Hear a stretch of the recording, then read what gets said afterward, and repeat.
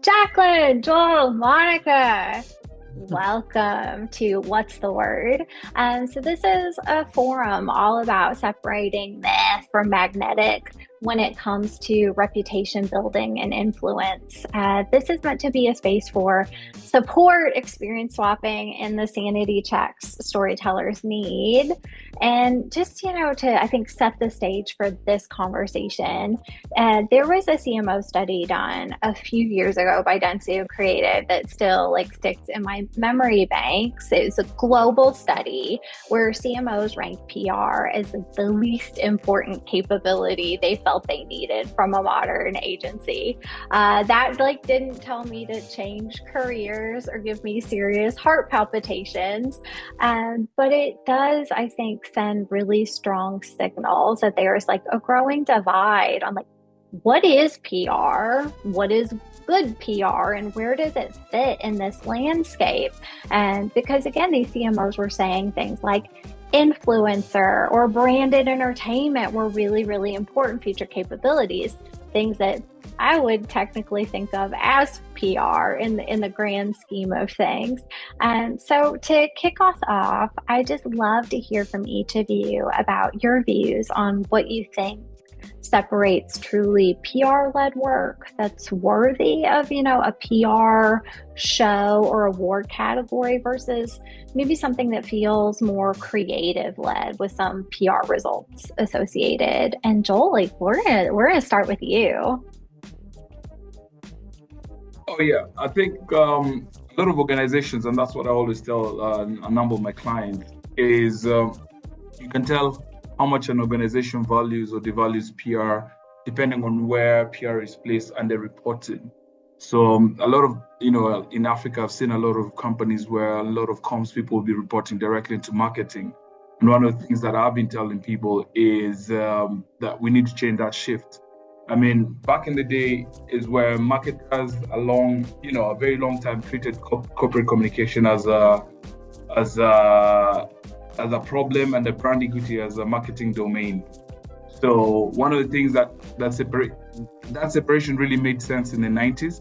But today with geopolitical shocks, AI fueled misinformation, there's a lot of 24-hour scrutiny. And now the line between the two has blurred and the division has really become a liability. So therefore, one of the things that I always tell a lot of my clients is for you to thrive in this new reality, we need to break down the marketing and the communication silos and build integrated strategies to protect trust, strengthen resilience, and unlock growth.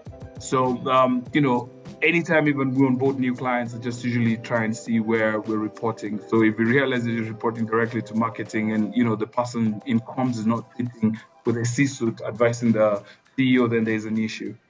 And for you to show your value, then you need to also be strategic. So PR is, you have to be strategic. One of the things that we've all emphasized is you're both a prophet and a strategist. So you need to also prophesy. I mean, because right now there's a lot of tools that are going to take over certain things that, back in the day would bill clients, like writing press releases, opinion pieces, but that can easily be done by a lot of the apps that we have. So then you have to be strategic. You have to be offering notes. You have to be offering forecasts. You have to be very proactive. So it's no longer a reactive function. That's what I'd say. Right. I don't know what the rest would say. Yeah, that overall thread just has to be so much tighter, right? Yeah, Yeah. Monica, Jaclyn, what do you have to add? Yeah, well, I just add plus one to everything Joel said. I think we've all seen it. Public relations, depending on where it falls in an organization, may be the afterthought and not the leading kind of strategy for an organization. And I think generally speaking, when I think of where good ideas come from, I think it can come from any door, whether that's public relations or creative and traditional marketing. I think the reality is public relations is so important for maintaining a reputation. And we know there's plenty of data that shows we as consumers, discerning consumers, trust more that about what a brand might be doing when it comes from a certain voice than from a paid message. And so I think anytime a brand is trying to navigate that tension between their critical audiences and who those audiences trust, they're going to want to be really discerning about what sort of message is going to lead in terms of driving our brand. And if that's a paid message, great, go for it. But sometimes, depending on where you are in the trust continuum, you might need to lead with that PR message. You might need to lead with an earned message, and that's okay because it's fluid, and this world is a very dynamic place, as we all know. And I don't think we can say that one is better or not. I think it depends on where an organization is in their communications journey. Yeah, I'll jump in. I want them to redo this study first and foremost because I wonder if the position would change. But I think sometimes depending upon similar, Monica, like where someone what stance they're in the conversation, they may come at it in a different way. But having been born in PR and kind of grown my skill set from there, I still do believe that like an idea rooted in PR is always going to be like the cultural engine that starts to drive that impact forward. And I think there's been a great debate years and years in the making when you look at things like Cannes Lion, and it's, a lot of stuff gets shoved into the PR category, but I always, whenever I've had a chance to judge any of those award shows, I look at like, was it an earned idea at the core that was like designed to travel, right? And so like, does it pick up steam over time because of its origin? And I thought a lot about like, PR doesn't begin necessarily in a storyboard. It begins with the story. And so I always like to look at like, is there a tension or a truth that like the idea rallied around that made it kind of newsworthy, shareable, undeniable, and kind of look back to the root of the idea? Because sometimes there's no doubt there's a great creative idea that just picks up steam. Mhm.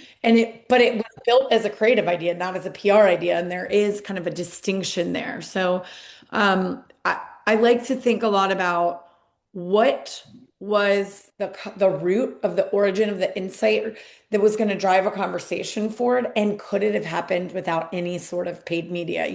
I always love those ideas that were like, and we spent zero in paid media, which these days is few and far between. But when you see that and you see an idea that works, I think that's when you've gotten to the core essence of a true earned idea. Right. And that like PR led, like PR is a verb at its best. It makes people do things, and that, Mhm.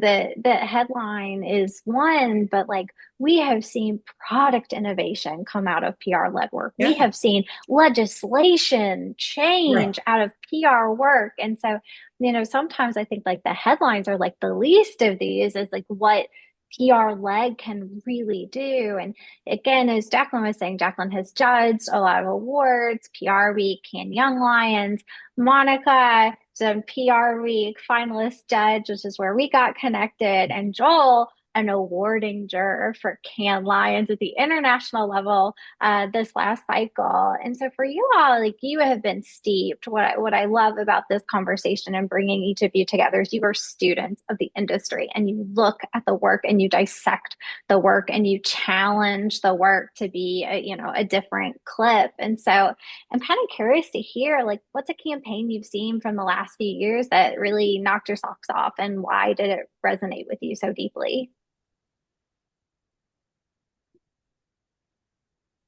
I Doesn't mean, matter. Go I ahead, could Joel. start. Yeah. Or you want to go ahead? No, you go. You go. I'll jump in after. All right. I think one of the things that at the con, what we did this year is we had a few guiding principles, a few questions that helped us really guide the decision making that we did.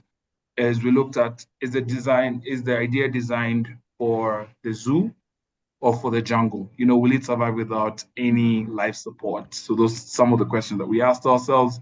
Did it offer a real solution to a real problem? And is the idea relevant, for the brand? And does the idea really does the idea, one of the questions we also ask is, does the idea make relevant connection to culture or behavior? So those are some of the things that we looked at. And one of the best idea that I saw really, it won a gold at the Cannes, was Daisy versus Scammer. And I don't know if you guys have seen that campaign. Was done by O2 in London, where I think the brief was scores of 22% of Brits face weekly scams. So what they decided to do is they developed an advanced AI model, including large language models and diffusion technology, to create Daisy's voice, personality, and visual appearance. And what Daisy did is she picked up. So what they did is they gave out a number which you obviously would flag certain fraudsters' numbers, and then anytime O2 saw that number, it was redirected to Daisy. So she wasted a lot of the scammers' time, and some of them stayed on phone for over 40 minutes, reducing the chances of really conning other people. So that was very relevant. It also resonated with me because I'm from Kenya and there's been a lot of fraud. We call it here committee. There's a lot of people in prison that are trying to scam people. So it really resonated. And it also showed how a number of companies really are leveraging AI. They're not seeing it as a threat really, but they're utilizing it also. And such campaigns are good because also they gained a lot of organic traction. So, because of the shrinking news hole nowadays across the world, it's very hard for you to pitch certain brand stories.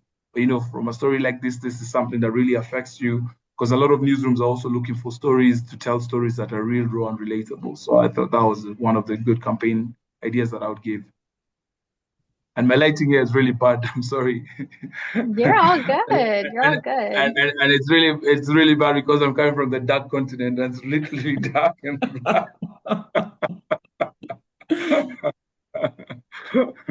I'll just build off of Joel. I think some of the best campaigns that I've seen of late have been rooted in what Jaclyn was describing as the social truth, right? And whether that is social in terms of actual social media, cultural, the insight that was the spark and the driver of said campaign or initiative really comes from listening to core customers, core audiences, and what they're interested in. And so, Katie, you and I judged the PR Week Awards, and we got to see the beer can chicken beer campaign from Purdue, which was started with this idea that sales for chicken go down over the summer, but something that consumers have really rallied behind is this idea of using beer to create different types of chicken. And so just really kudos to that, the agency that led that initiative, because all of what they created came from listening to their consumers. Same thing, and you all probably judged this as part of Cannes Lion, but the Vaseline Verified initiative, that's another campaign that I thought was just phenomenal, listening to what consumers are talking about, trying to solve a real problem for them in terms of, is it true that I can use your product in the way that the influencers and creators are talking about? Those sorts of campaigns resonate with us. They resonate with media. They resonate at large, not because someone's putting ad dollars behind it and flooding our social media feeds with it, but because we all want to know the answer to that question. We all are curious about those things, and that is what creates resonance. And so I think the best ideas that I've seen really start with listening to the audience first. And those are, whether they're PR-led ideas or creative ideas, they really are making their audience the heart of what they're doing on an ongoing basis. I love that. Everyone's always like consumer first, which feels obvious and listening to your audience, but it's amazing sometimes where you lose sight of them. I had pulled another one just in the prompts in advance that I thought was really good, that again was just like digging into what consumers were talking about, that was more humor led, but Michael Cera and the CeraVe campaign, which I thought was such a good, like it was so good on so many levels because there's always the trap of celebrity for celebrity's sake. But the fact that they went deep into kind of the Reddit minefield, which I always think is a fun place to play because the insights you normally kind of lift out of there, I think, have a lot of velocity because of the conversation. And it's just funny that people were speculating whether or not it was like his line, which had never been out in the world. But I thought they did such a good job of like playing into the joke.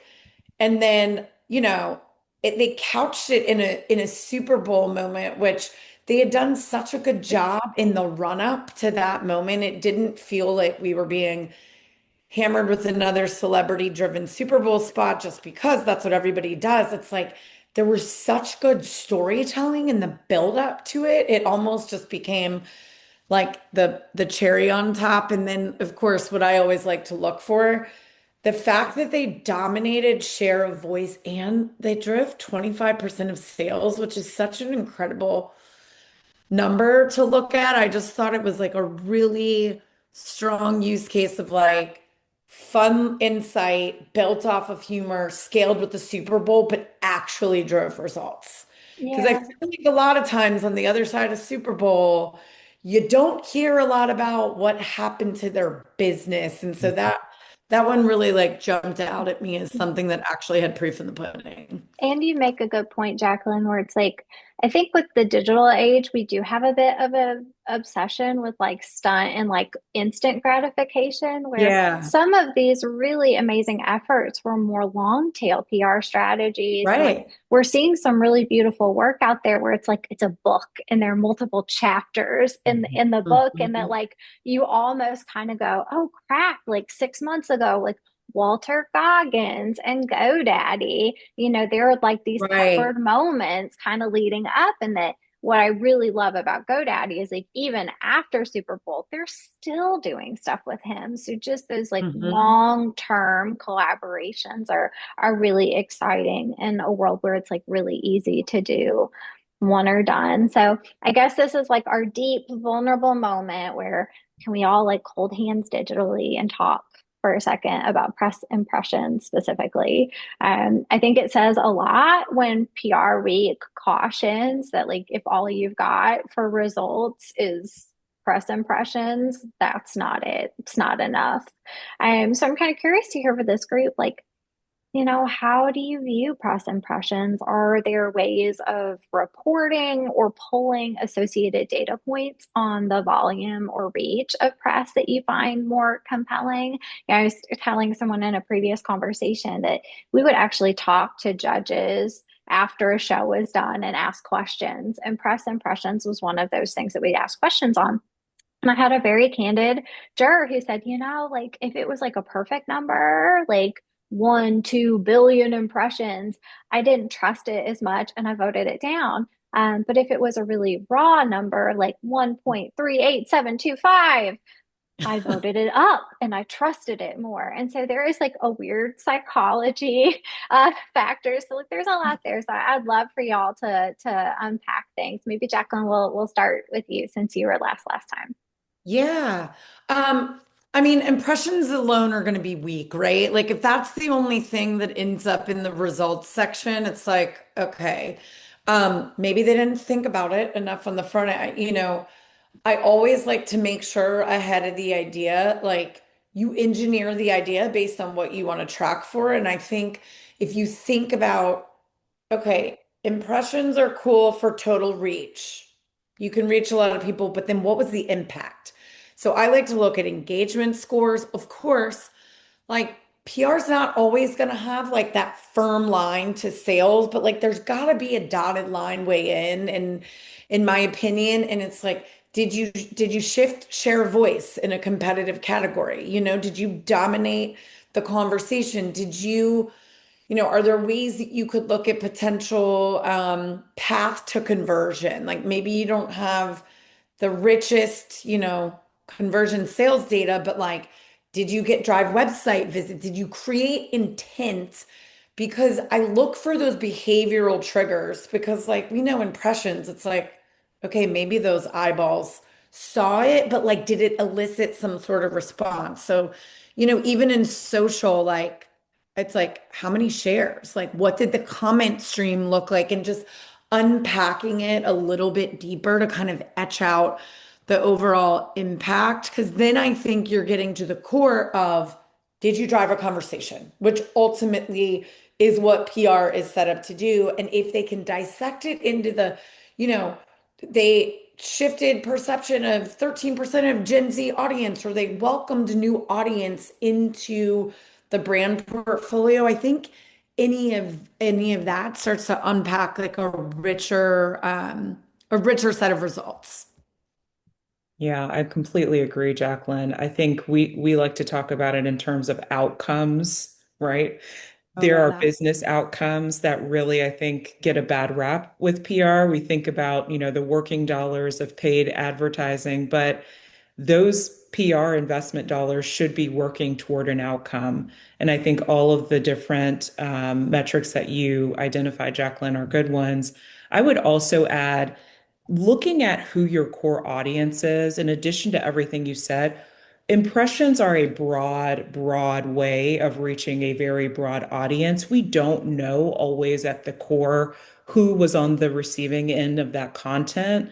And so I do think it's very important when we're thinking about the value of PR, and particularly as you're judging awards, like who was the most critical audience for you to move? Share a voice, of course, but like who among all of the different types of people that you are trying to reach with a message is the most critical? And how do we, at any level, get down to whether or not that audience was moved in any way? And whether that's generationally, demographically, like there should be something that shows you were able to engage in that audience and ultimately become top of mind or a consideration for them at some stage in their journey. So I think that impressions need to be contextualized. Yeah. It's my big headline. It's Yeah. like you can get the billions, but without the context, it doesn't really show an outcome. Right. And Monica, I mean, I think that that Purdue work and some of the conversations we had is like, even one of the judges was like, I remember that work when it launched. It was like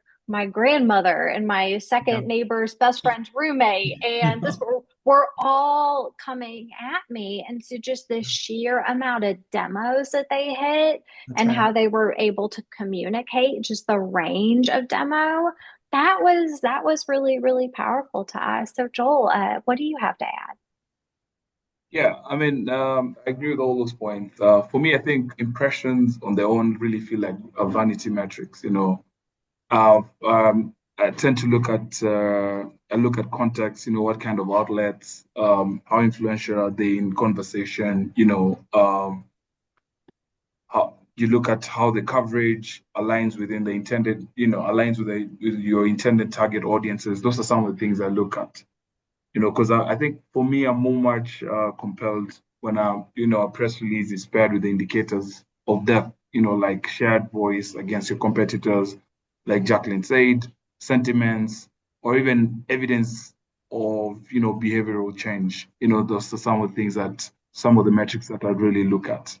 Yeah, and I would say even something like unique articles, that Yeah, says a lot. Where I think, again, I have been this cat where, like, okay, I get multiple hits in a publication.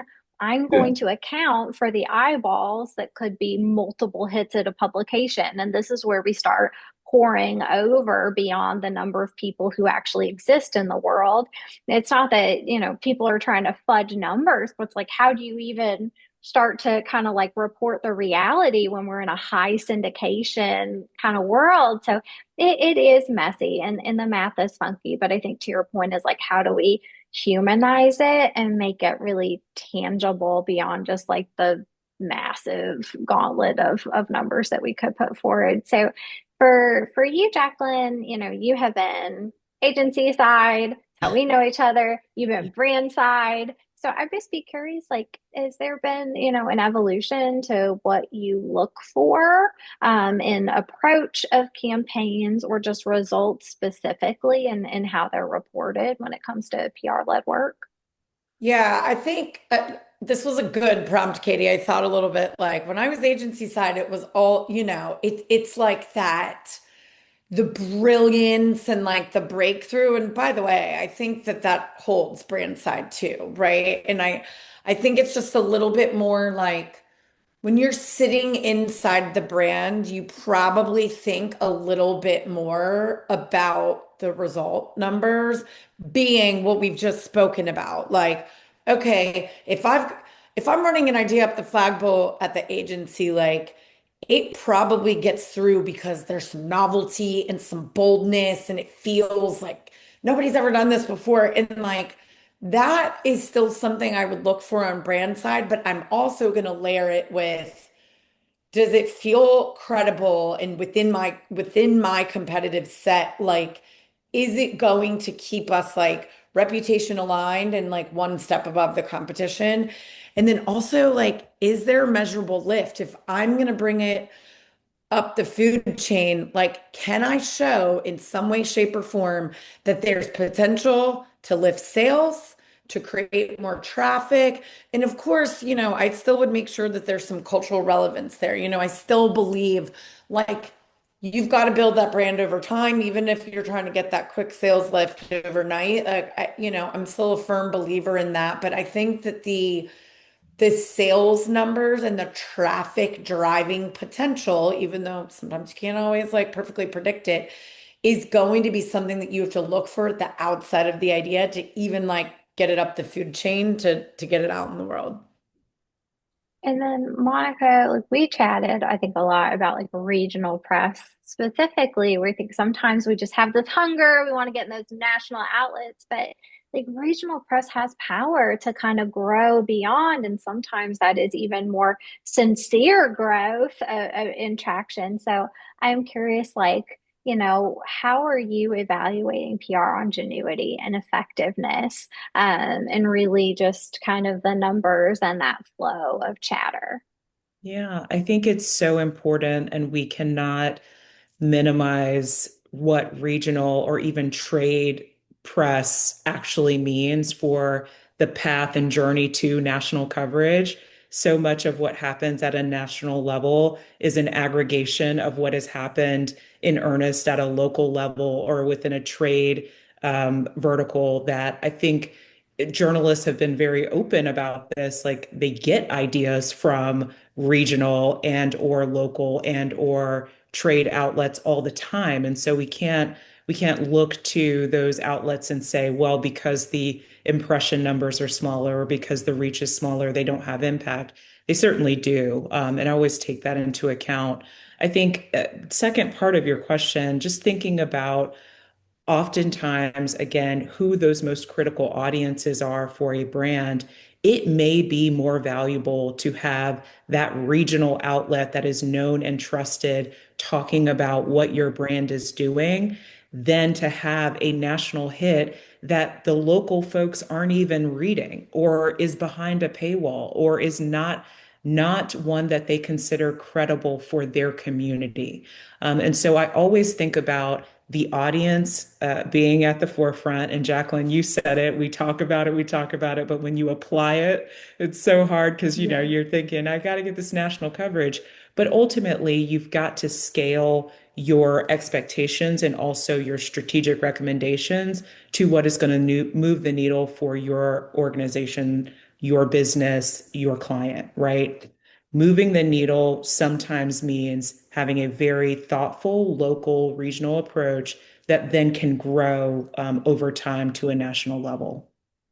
And then Joel, anything you want to add here? I'd just be curious to learn like what's that number one thing that would maybe turn you off or make you feel like the work wasn't effective? I mean, if I go back to the judging the jury, because I've done both PR weeks and the Cannes, is a lot of things that really were number one red flag is when we felt like work had been over-engineered just for the award. So the good thing is Mm. we had a lot of representation from across different regions just to authenticate whether they've seen this campaign, whether this is something they had heard of. But also, we didn't, one of the things that stood out, and I know our chief judge kept on saying, is sometimes the cover song is better than the original. So we were looking at ideas that had been done before and also just giving it a chance to see whether is this different? Does this really make sense? So I think that was a really different shift. So because there's some ideas like I know there was one from India that won a Grand Prix, which was Lucky Yatra, which obviously, I mean, lotteries have been done before, but it was better than it was a cover song, but it was better than the original song. So, and it was very impactful. Yeah. Yeah, Yeah, so many brands, I think are being kind of accommodating when they learn hard things about their consumers.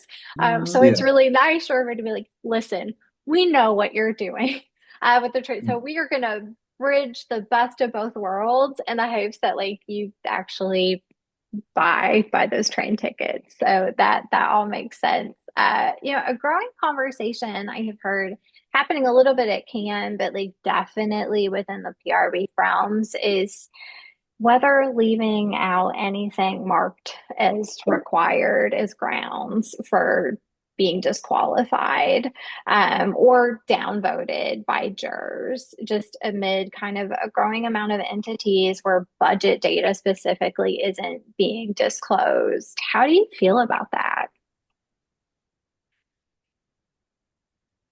I think we've got to get to some sort of, I mean, following instructions is a key piece of the submission in my mind. I'm like, well, if you can't follow instructions, um, I think they're done. I know in some instances it's like you can't reveal budget because it's like companies don't want that data out in the world, but I think we have to get to some sort of semblance of like, what are the requirements going to be? And if you can't land those, then like you shouldn't submit. Just the level of the playing field. Because I do think sometimes it's budget matters. You're a big brand that invested millions of dollars in this compared to someone that came up with the PR-led scrappy idea that didn't have any paid media budget. Like I tend to gravitate towards the scrappy idea with no media budget because it still landed the impact without the paid scale. But it's relative depending upon the ideas. But I think there's got to be some sort of uniformity to how they keep or cut what people are submitting to create some sort of balance, fairness. Yeah, I think it does come down to fairness. And to your point, if we are applying a critical lens to those campaigns that are getting amazing results, amazing business outcomes on a very lean budget, it does imply that there is just a more earnest kind of effort that landed, right? Mhm. That said, I think it isn't an either or because it comes down to how well did the idea actually drive the business outcomes? And sometimes what is required is a healthy budget. And we've all seen it before where it's like, great idea, not enough budget to make that idea land. And so I don't think it should be a matter of complete, one is better than the other, but I do think it's just a matter of understanding how to contextualize those larger budget entries relative to smaller budgets. And maybe they have their own category, or maybe we kind of create some different ranges that then help us refine how we are evaluating them. Because at the end of the day, like a good idea is a good idea is a good idea, and the business outcome is going to sing. So, we just want to make sure we're comparing apples to apples and not apples to oranges, which I think is your point, Jaclyn. Absolutely.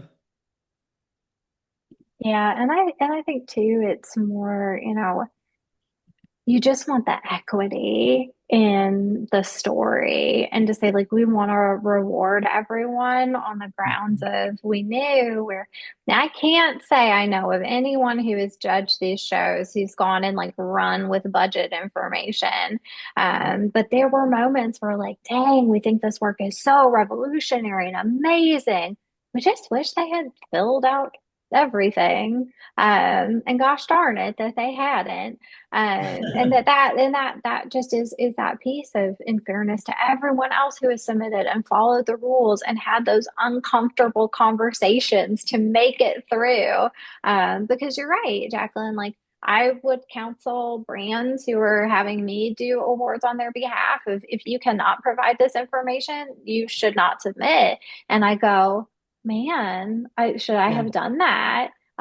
Thinking of all Yeah. the brands that simply aren't telling their story because they don't feel comfortable putting it all out there versus the ones who I'll roll the dice and breaking the rules and getting through. So it's definitely something to really consider.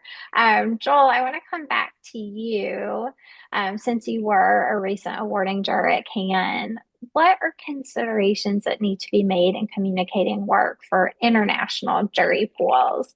Just any themes or reflections you've had on what might have tripped up some entrants or what surprised you the most about your judging experience at Cannes compared to other programs you participated in? Oh yeah, thanks for that. I think one of the things, because we were judges from across different region, is just communicating to an international jury and translating the jury into looking at both languages and culture. I think what tripped up a lot of the entrance is assuming that everyone knows the cultural context or political backdrop. So I think those are some of the things that you should be when you're submitting entries, you should consider.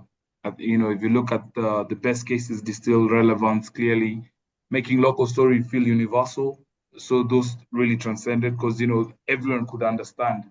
But some of the campaigns, we really had to look at some juries to really bring us up to speed, explain to us, for us to understand context. So if you don't have someone in a room to explain what the campaign really meant, then you might lose out on a very good campaign. So what I'd say is clarity and honesty really travels far. So when you're submitting, I know sometimes because an agency you don't have time sometimes for the entries, but if you're going to submit anything, because sometimes when you're submitting any of these entries, it takes you a lot of time. So uh, block it some time on your diary to Yeah. ensure that you're submitting a good entry. Yeah, because we can take that context for granted, I think, to Monica's point of just contextualizing the data, right? That, if you're a huge football fan, when you think about a sellout stadium versus a baseball fan and what a sellout is, those are very different numbers. And so I can certainly think of an award where it was a difference between winning a pretty high ranking and not winning at all, came down to someone in the room saying, yeah, this would be a sellout at the stadium, and half the jury room going, oh. So I believe like the journalism major in me, I had a professor to say like never assume. If your mother tells you she loves you, like check it out, phone dad, call a friend. So do that with your data, like Yeah. legitimately challenge, like, are you going for know-it-all or novices? Because when it is that international room, it is certainly checkered and what people know. So, Monica, Jaclyn, anything to add here on the importance of cultural and market context? Yeah, I mean, Joel, I feel like you nailed it. I think it's important and it could be like the matter of a sentence or two, just the quick get to go like, oh, okay, that's why that matters to the place and the people of that. And I know we brought up Lucky Etra a couple times, but I remember seeing that case and I was like, oh, okay, this was the problem that they had. It's clear as day. And then you're rooted, and it's like, you don't you don't have to compare that to any other, train system in X country. You're like, oh, I get it. I think you just have to wire it in from the jump and make sure it's clear and concise. Like if it can be a sentence that makes it easy. And then what I would say way further upstream, like a charge to all of our strategists up there, it's like anchor everything early on in the brief. Like, Mhm. try to brief it for, you might not know that you're going to submit that submission for Can later down the road, but pretend that you are. And just kind of anchor your team to kind of think in that way from the jump. So it's just an easier said than done. But I always think about like, can you bake it into the brief from the beginning? Because then I think the idea will manifest in the smartest way possible. And it makes your reward show right up way easier. Mhm. Completely agree. So then, any Yeah. PR tactics or approaches you all find tired or not terribly well constructed that you can make a plea to all the people doing the work to like, please, please stop. Please stop doing it. Please no more. You don't want to see them in award cycles. Yeah. I think maybe I could start off one of some of the awards. I mean, there was a very good campaign done in Sweden. There was another one done in Ecuador and Sweden. In Ecuador was by Burger King, which was a great campaign. I thought it was going to win on crisis comms because their social media manager went out with their phone and started posting or out drinking, but it was trickery and reveal. So it was a very great campaign. And the next day, Burger King came out and wrote that even kings make mistakes. I thought that was a very great way of handling a crisis, but it was a trick.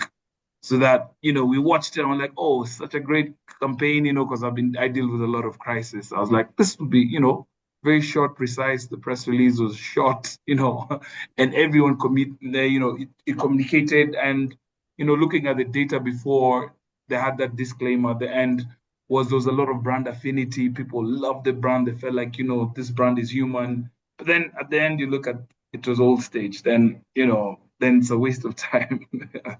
I think just to avoid stunts for the sake of it. Mm-hmm. I think Yeah. this is not a tactic, but it is a reality of judging award-winning work is being rooted in data. There are really great ideas, really great campaigns that there's not a shred of data to back up why this is a good idea. And the hard part when it comes down to it is connecting that back to the business outcomes that we've talked about. So I don't have like a do not do the tactic. I have more of a like, when you're thinking about any sort of PR campaign, what is the data that is driving you to a strategy that ultimately informs your tactics, and pulling that all together in a really clear and compelling way? Because otherwise, a tactic becomes just tactics for tactics' sake. It's not rooted in anything stronger than that. Those are both great. I'll throw my one last thing. When you're bleary-eyed and looking at case film after case film, when everybody says that their campaign went viral, I become, well, what is viral? And it's like a buzzword of case films that I'm like, just say what it earned. Because, like, we as judges can be like, oh, yeah, I remember seeing that. That might have gone pretty viral. But when everybody's like, and then the campaign went viral, it's like, what's the lever of viral mean in those moments? Because it's 200 cases later and everybody says it went viral. So, yeah, Yeah. I think Monica doubled down on that. Like, even the data of the results, like, again, back to earlier chat, put it in perspective for us. Yeah. Yeah, so for me, everything is like a collab and a limited edition drop. Yeah. And so for me, it's like, we did this, bump, bump, bump. It sold out in 1 minute, 1 day, 1 hour.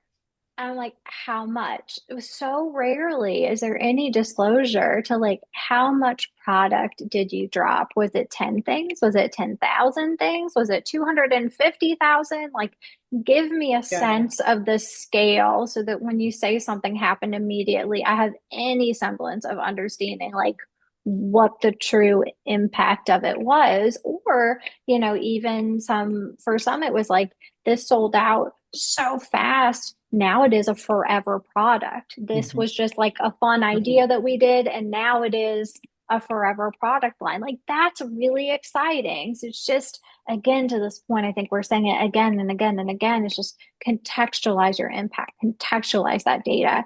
And so two more really quick questions. Another study, Muckrack's latest PR trends report, certainly brings into frame, I think, kind of confronts that Dentsu Creative CMO perspective. Is just the power of our media is really being prioritized in AI reporting in response to search queries. So, what's got you excited about PR? What do you hope to see over the next year? What would really wow you in submissions if you were participating in future juries? Mm. I think that to your point about the power of AR, AI and where PR has been, I think just deepening that integration between digital and PR. I think there is a world in which we have gone so far off the digital deep end that like nothing's even real anymore. And so deepening that integration while still keeping an eye for like the analog moments that we all crave. I think there's still a lot of value in ideas that are not necessarily the deep, integrated, deep AI driven, but also they're just good ideas that resonate. And if that means it's happening in a single space that is then shared organically, I think we'll see a little bit of that pendulum swing back to the what are just those old school but very effective PR tactics that still resonate with folks, and maybe even more so because we are in such a digitized social world.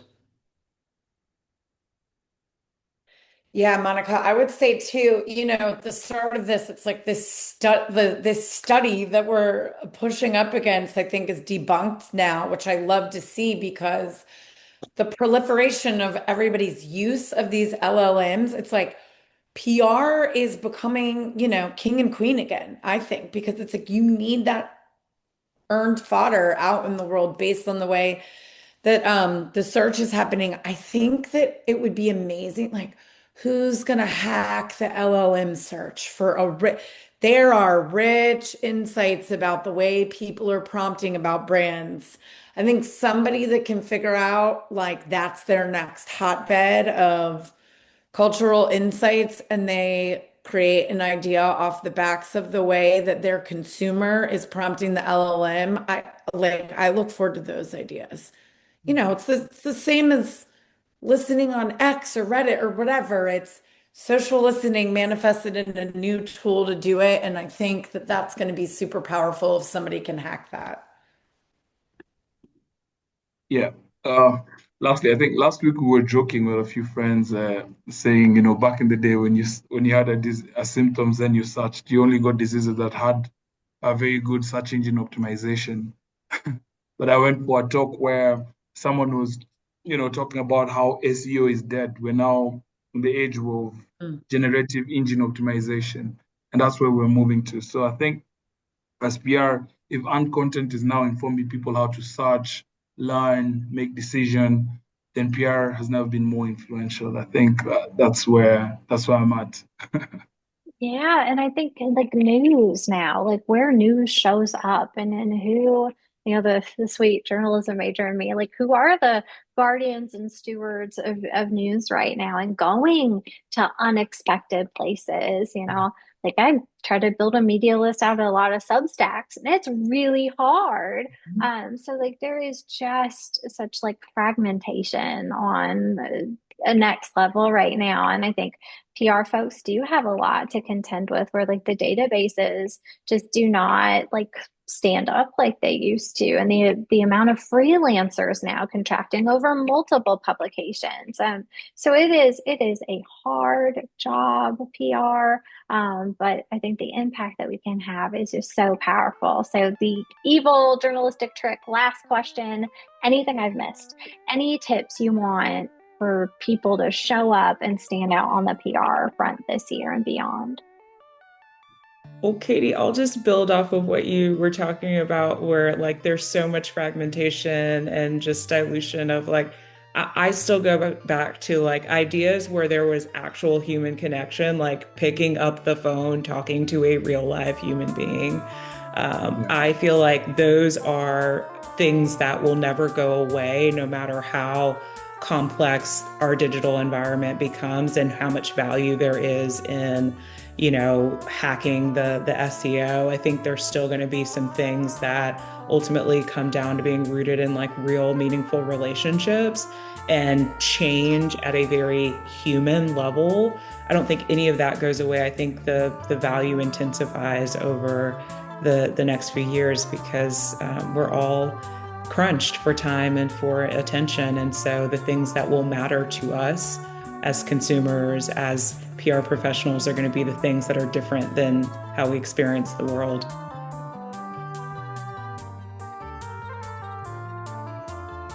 I would just vote for more proof, less puffery.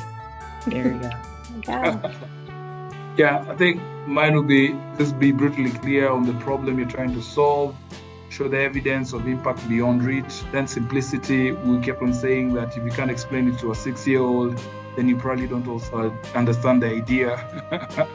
Honestly, and also cultural relevance, always rise above overproduction. So if your case makes me feel something, and makes me feel differently, then it will definitely stand out. Well, I think that's the best place to wrap it. So y'all, thank you so much for the conversation. I so appreciate your time. So grateful for y'all. And let's do it again. For sure. That'd be great. Awesome.